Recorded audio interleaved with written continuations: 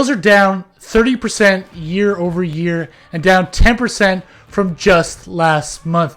Now, is this the bottom or do we have further to go? You're going to want to stick around to the end of this video to find out how it affects both buyers and sellers in today's real estate market. Throughout all of June, we only saw 190 homes sell across all of Brantford. Now, this is down 30% from the same time last year. We also saw a 10% more listings come on the market, where we had 435 homes at the end of last month. Now we have 493 homes. So in total, we have about 2.6 months worth of inventory left on the market at the end of June. To put this into perspective, when we are approaching 4 months of inventory, we are looking at a balanced market. It's only when we reach 6 months of inventory do we fall into a buyer's market.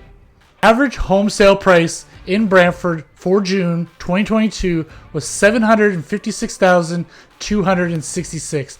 This is just a modest 1.8% increase year over year. Now, this is also down 20% from the height that it was in February. This is quite the cool down from the hot market we saw earlier this year. Brr, I thought it was supposed to be summer. What we've been seeing over the last couple years is that sellers have been riding the waves of this hot real estate market. And what we've been seeing is increases year over year between 12 to 15% in some areas. And in case of Brantford, it was between 24 and 34%. Now, this trend is unsustainable. And this is why we're seeing a slight correction in the market back to the way things were. Now, back in a normal market, before all this craziness started, a 2 to 3% increase in real estate prices was expected and was considered to be a good return on your investment. If you got 5% year over year on your home, that was considered to be a great year. But since we've been so conditioned to see these high numbers year over year, seeing the new increases over the year has come to a little shock for some homeowners. If you take a look at this graph, you'll quickly see that we are now returned back to the way things were back in September and October of 2021. This is where things are starting to get interesting, because we had this artificial inflation of about $150,000 to $200,000 of increase in value over the last 6 to 8 months. Well, that effectively has been wiped away, and we are back to where we were 6 to 8 months ago. When you look at it this way, a lot of home buyers during the last 6 to 8 months were paying anywhere between $100,000 to $200,000 over the asking for their home. And this was solely based on speculation that there was not going to be a cool down in the market, and that we were going to continue to see this high demand and low inventory. So now what we're seeing is not so much a lot of multiple offers and things selling that high over the asking price. What we are seeing now is a return back to the negotiation table and a return of conditional offers. Agents are having to price the homes properly and then be willing to negotiate anywhere between $10,000 to $20,000. That seems to be the trend of what's been happening with homes that are selling recently. Now let's talk about the elephant in the room. Whoa, you're gonna need to get back in there, buddy, back in your cage. The inflation number for June came out not too long ago, and it was a whopper. We're looking at an inflation rate of about 7.7%. This is up from 6.8% the previous month. So the Bank of Canada is already expected to raise the rate on July 13th by a record-breaking 0.75%. Now, the Bank of Canada hasn't done this in 20 years. So they're just trying to tame inflation, but at the same point, it's causing a slow and a lull in the real estate market. So the Bank of Canada has already told us that they plan to raise the interest rates at least 2 more times before the end of the year, after the one coming up next week. They're planning on doing another rate hike in September at another 0.5 percentage point, and another one in October, which we don't know yet, but they are planning at least another 0.25 point increase. These interest rate hikes will have a direct impact on real estate prices.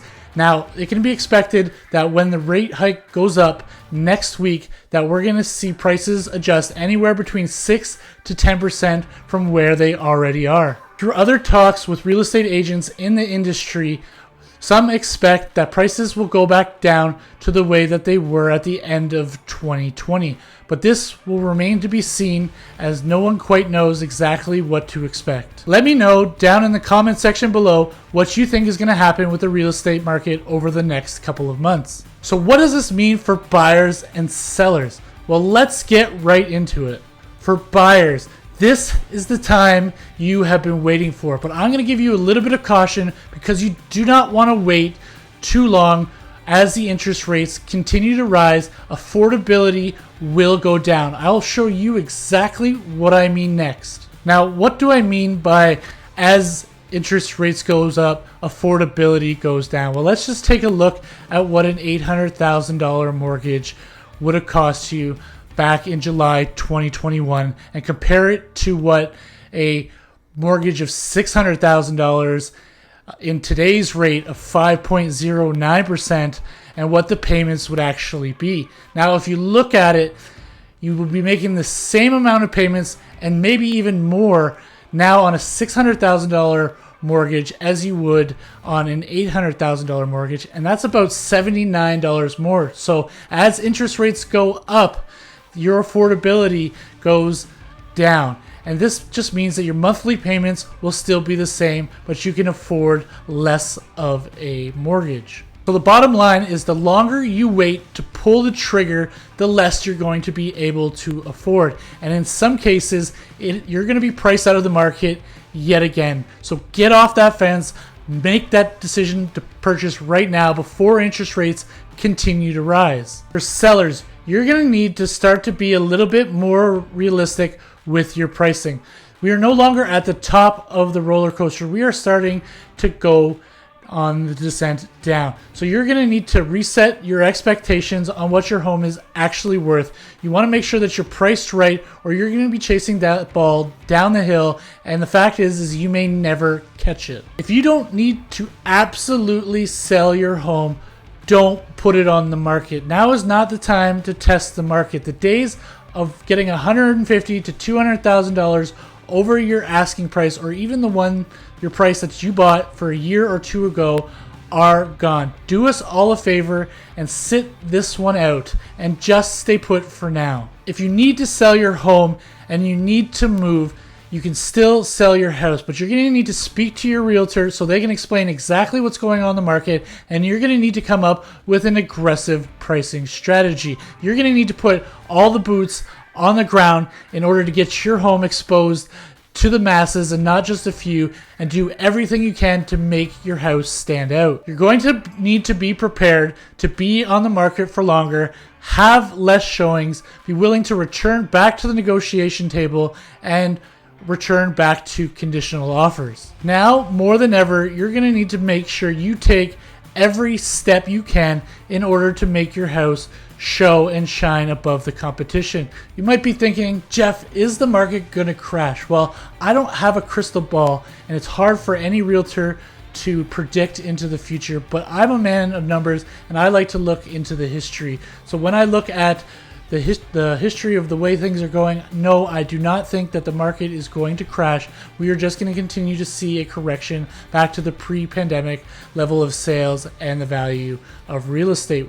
We lived through some of the craziest times and the largest increase in real estate prices in the last decade. So I expect the market to return back to normal, and all we can really do is every month is take a look at the numbers and create a plan based on the ones that we see. I've been a real estate agent for around 14 years now. Well, that seems like a very, very long time. I've seen a lot of different markets, and this one does not scare me. You just need to make sure that your realtor has a plan to get your home exposed and to get your house ready for sale. Lucky for you, we have a specialized digital marketing plan that gets your home in front of the masses and not just a few. And we have the ultimate seller's guide that will allow you to get your home ready for sale, to make sure that you take all the steps necessary to make your house shine. If you liked this video, you're going to want to watch this video right here, where I take you through Brantford and I show you 3 different neighborhoods